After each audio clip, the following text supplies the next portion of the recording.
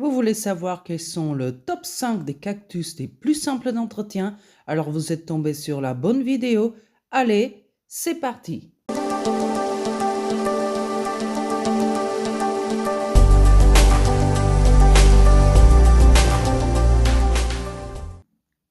Hola, soyez les bienvenus sur ma chaîne. Si vous ne me connaissez pas encore, je m'appelle Sandrina et si vous êtes nouveau ou nouvelle par ici, soyez les bienvenus. Profitez pour vous inscrire sur ma chaîne, comme ça vous ne perdrez plus aucune nouvelle vidéo. Alors nous voici dans une nouvelle vidéo où je vous ramène 5 plantes très faciles d'entretien. Donc 5 cactus et succulentes, oui, l'une va avec l'autre, pour vous montrer que ce n'est pas si difficile que ça. Donc avant de vous donner la liste des cactus, je tiens à préciser qu'il y a certaines choses à tenir en compte quand vous voulez avoir des cactus. La première, c'est le niveau de luminosité, parce que même, et oui, c'est une mauvaise croyance de croire que parce que c'est un cactus, ils vont tous au plein soleil. Non, vous avez aussi des cactus qui sont épiphytes, ok? Ce n'est pas le cas de tous, mais il y a certains cactus qui peuvent se plaire à la mi-ombre et dans des situations un tout petit peu plus fraîches. Mais dans la majorité des cas, et surtout de cette liste que je vais vous donner, vous aurez besoin d'un minimum de soleil et de chaleur. Donc si vous vivez dans un endroit où vous avez le plein nord, ce n'est peut-être pas le meilleur endroit pour avoir des cactus, puisque ce qui va se passer, c'est que le substrat il va avoir du mal à sécher, ça va mener à une pourriture plus rapide des racines, et votre cactus, il va supplier pour pousser et il va demander de la lumière en faisant le fameux coup de girafe. Si vous ne comprenez pas ce que je suis en train de dire, je vais vous laisser une vidéo en haut. S'il vous plaît, regardez-la. Vous allez mieux comprendre tout ce que je suis en train de vous expliquer. Donc, une autre chose particulière à tenir en compte aussi, c'est la quantité d'eau et le substrat que vous lui donnerez. Ok? N'oubliez pas, des cactus, ok? C'est pas comme des plantes des forêts humides. Ne faites pas la bêtise de faire ah oui, je vais l'arroser la semaine prochaine et puis après la semaine prochaine, vous allez faire pourrir votre cactus. Pareil, ne vous amusez pas à mettre du substrat spécial plante d'intérieur pour un cactus. Au début, ça va vous paraître très bien et ça va vite vous déchanter. Parce que le substrat, s'il existe plusieurs substrats, c'est qu'il y a une raison. Le substrat pour plante d'intérieur dite verte, ce n'est pas le même qu'un cactus. N'oubliez pas, la majorité des cactus et des succulentes proviennent de milieux arides comme l'Afrique, ok, et comme le désert du Mexique, aux États-Unis et tout ça. Donc faites pas cette bêtise. Faites des recherches avant de faire quoi que ce soit avec un cactus et misez sur le nom scientifique. Si vous ne savez pas le nom, ça va être très compliqué. Il y a plusieurs espèces. Parfois, dans une famille, elles se ressemblent et elles n'ont pas forcément les mêmes niveaux de traitement, de niveau arrosage et tout ça. Donc, faites très attention à cela. La première plante de cette liste est la Ceropegia qui est plus connue par le nom de la chêne des cœurs. Pourquoi? Parce que ça fait des sortes de chênes, vous voyez, et les feuilles, ça ressemble à des petits cœurs. Donc, cette succulente, puisque c'est une succulente, et on dit souvent que toutes les succulentes ne sont pas des cactus, mais que tous les cactus sont des succulentes. C'est ça, au fait. Donc, c'est pour ça que vous verrez dans cette liste des succulentes et des cactus, parce que la famille est très vaste et les deux se mélangent généralement très bien. Donc, cette succulente, elle est très facile d'entretien, mes amis. Originaire de l'Afrique du Sud et elle s'y plaît très bien dans une exposition, on va dire, mi-ombre. Ok? Le soleil va griller ses feuilles et c'est pas top. Mais il faut quand même une bonne luminosité. Dans ce qui est de l'entretien de cette plante, il n'y a pas plus simple.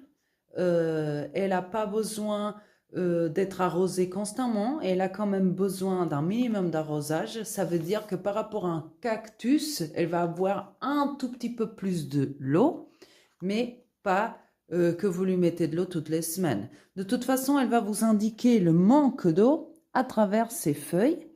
Donc, si vous touchez, les miennes sont assez épaisses et dures, mais si vous êtes en face d'une Ceropegia hoodie avec ses feuilles toutes molles, toutes fines et toutes ridées, c'est qu'elle a forcément, sûrement besoin de l'eau. Donc, c'est une plante qui est assez résistante. Vous pouvez la placer dehors le printemps et l'été et vous aurez gagné une petite inflorescence. Vous voyez, elle m'a fait des petites fleurs.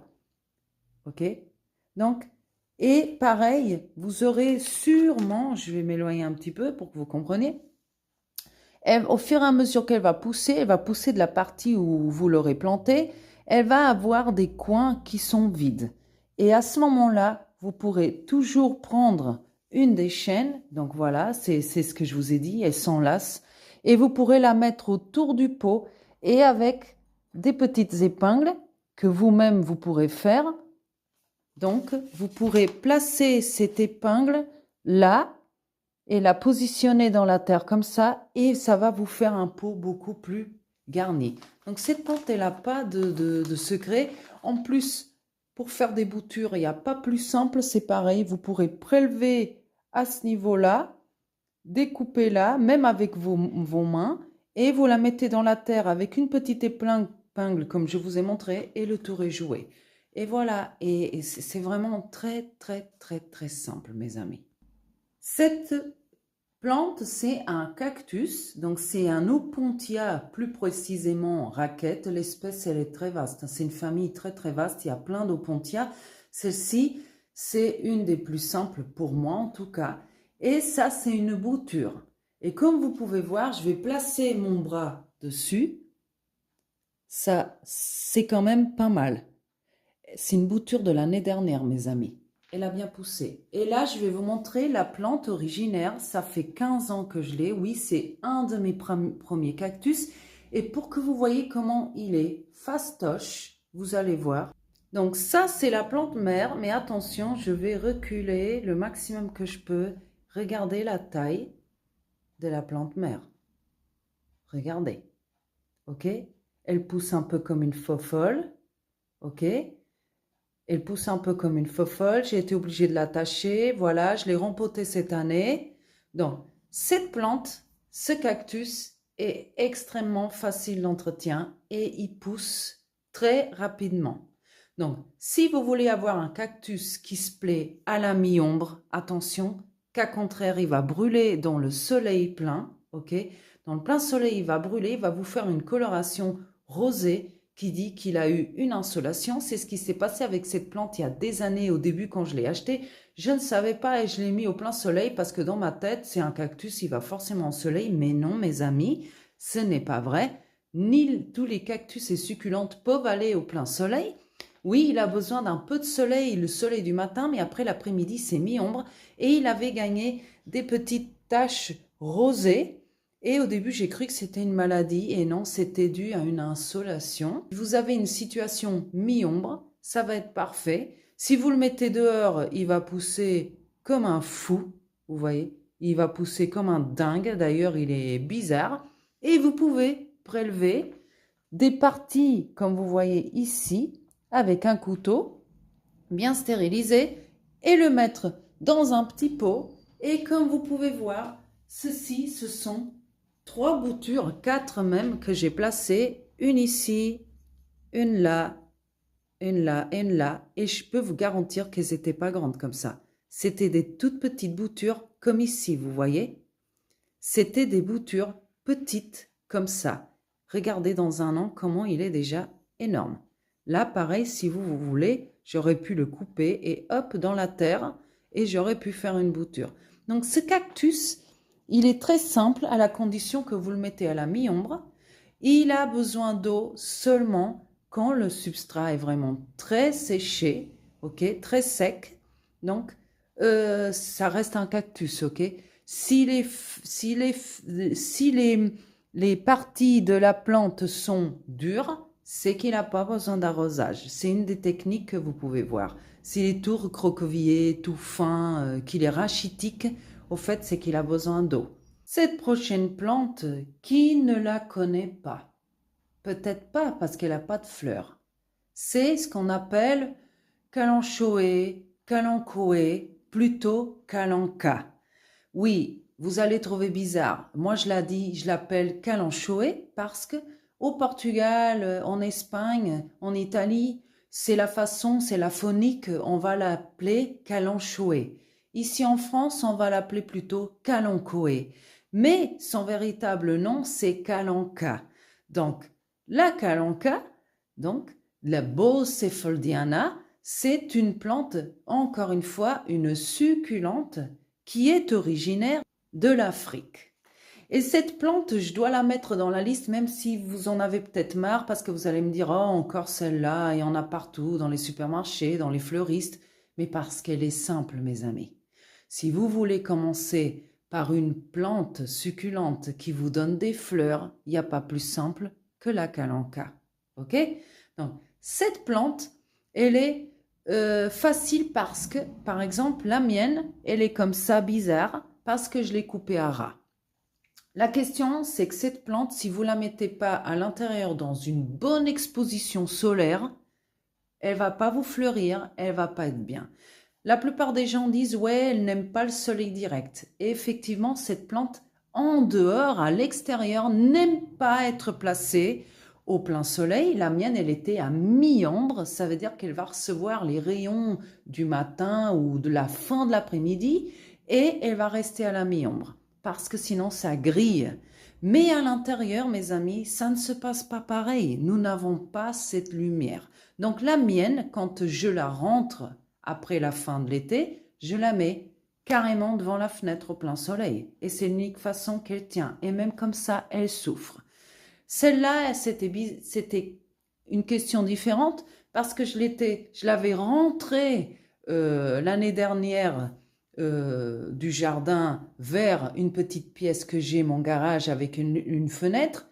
Et je ne l'avais pas bien protégée. Elle avait un peu grillé avec les quelques gels que j'ai eus. Journée de gel. Mais comme vous voyez, ça s'est très bien passé. Je l'ai coupé à ras et regardez tout ce qu'elle a fait, les feuilles magnifiques qu'elle a fait, ok, pendant tout l'été. Certes, elle n'a pas fleuri parce qu'elle a consacré son énergie à faire un beau feuillage et comme vous voyez, elle est bien charnue. Mais l'année prochaine, si je fais les choses correctement, ça veut dire que je vais la garder au chaud cette année, je la replacerai dehors et elle va fleurir. Et elle fleurit, elle fleurit, elle fleurit, elle fleurit. Donc, cette succulente est très simple d'entretien. Vous n'avez quasiment rien à faire.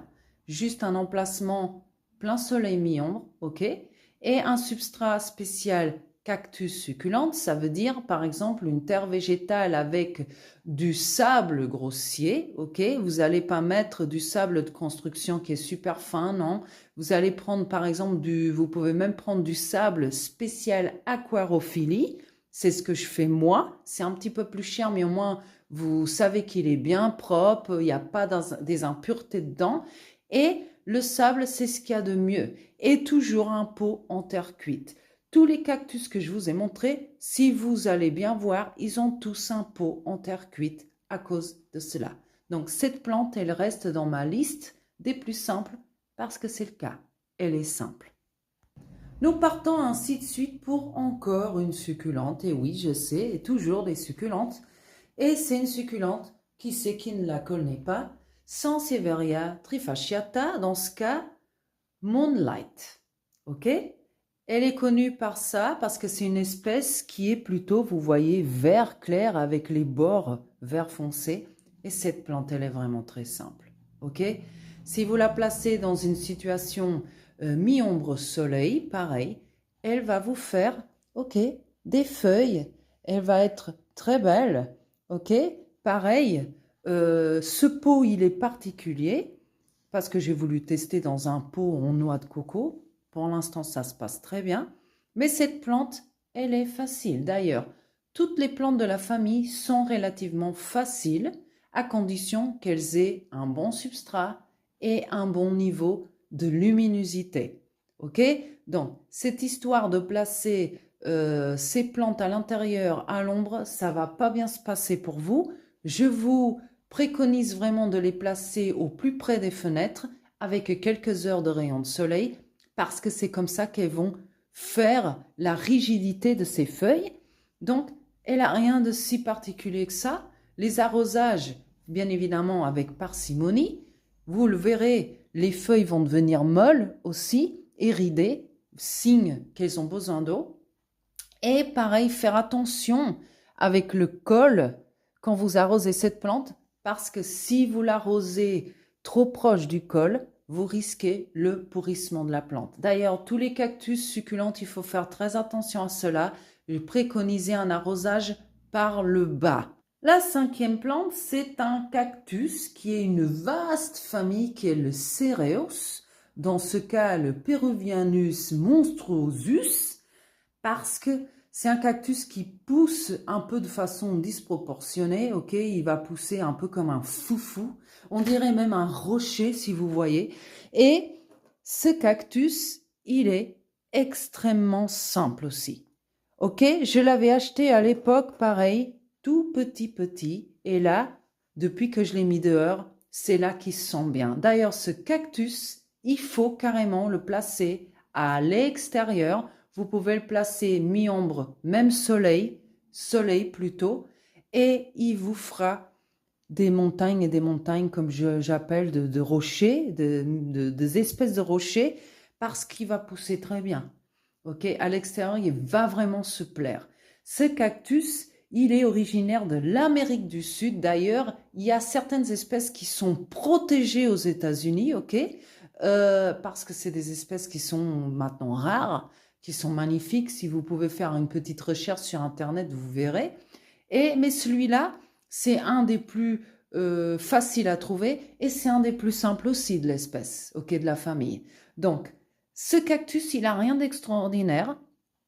Il faut juste faire parcimonie niveau arrosage. Vous n'allez pas l'arroser tout le temps, mes amis. Et vous mettez toujours le doigt dans le substrat pour savoir si la terre elle est humide ou pas. La sixième plante, la bonus, c'est la plus connue, Hoya carnosa. Ok? Pourquoi je vous mets cette plante dans la liste? Parce que c'est une liane, c'est une succulente, ok? Qui fait ce qu'on appelle les fleurs de cire. Ok? Ça ressemble? Non, moi je n'ai pas encore eu des fleurs parce qu'elle n'a pas atteint son état, on va dire, de maturité pour pouvoir faire des fleurs. Comme vous voyez, j'ai même ici une petite plante que j'avais achetée en jardinerie qui s'y plaît énormément. Et pour qu'une Hoya carnosa puisse se plaire, il lui faut du soleil direct, mes amis. Il n'y a rien à faire. La mienne, elle est placée, comme je vais vous montrer. Elle est placée là, là-bas, ok, à côté des autres, au plein soleil, devant la fenêtre plein sud, parce que c'est comme ça qu'elle va se plaire, ok? Cette plante est originaire de l'Asie et Australie. Besoin d'un substrat qui n'est pas comme le substrat type succulente, ok? Parce que c'est une succulente qui aura besoin d'un peu de mélange végétal à l'intérieur, ok? Et pas seulement que de la terre dite de cactus. Vous allez vouloir un substrat qui va être extrêmement drainant, mais qui va quand même garder un minimum de fraîcheur, par exemple avec des coupeaux de bois. Et en plus, il y a une chose intéressante dans cette plante, elle est facile à bouturer. Vous prélevez une partie avant un œuf, ok, et vous la placez dans un substrat pareil, bien drainant, et dans une exposition bien illuminée, et vous aurez une deuxième Hoya carnosa. Je termine ma liste bonus avec l'euphorbia.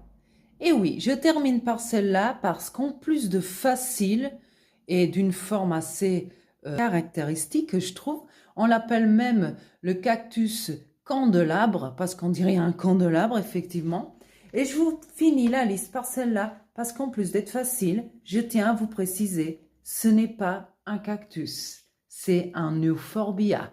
Et c'est quoi un euphorbia? un euphorbia, c'est quelque chose que vous pourrez faire la différence à travers la sève. Je vous laisse essayer de prendre une aiguille et de faire une petite perforation dans un cactus et dans un cierge. La différence, ça sera la couleur de sa sève. Dans un cactus, la sève sera translucide. Dans le cierge, cactus candélabre qu'on l'appelle, mais c'est un cierge plutôt, la sève sera blanche et attention, hautement toxique. Donc, gare à vous, à vos yeux, à des enfants et à des animaux. Ok? L'originaire, voilà, d'Éthiopie, de Somalie.